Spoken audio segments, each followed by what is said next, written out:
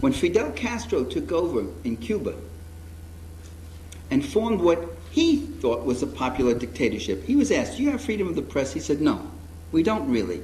You're not free in Cuba to preach capitalism, racism, sexism, or imperialism, or those things. We do have a controlled press.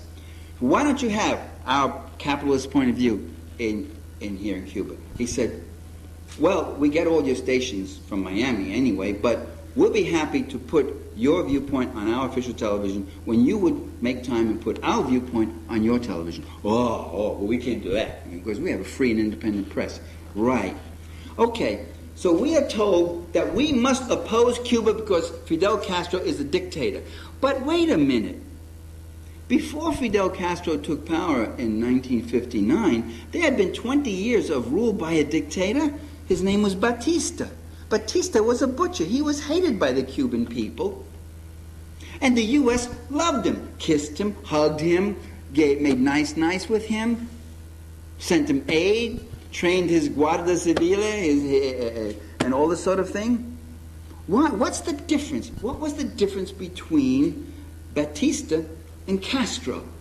The difference was that Batista was a cooperative dictator. What does that mean? It means that he opened up his country to U.S. interests. He says, come on in, boys. The tobacco industry here, the best in the world, right? Cuban tobacco, Cuban cigar. It's yours.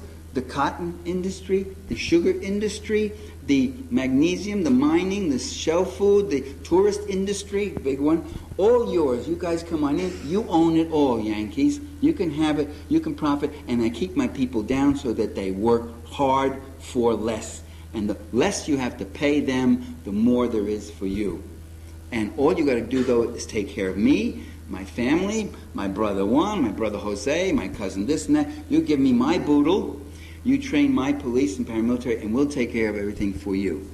And so it was a client-state relationship. So what you had was U.S. tax money going in there to make the world safe, to make Cuba safe for big U.S. investments.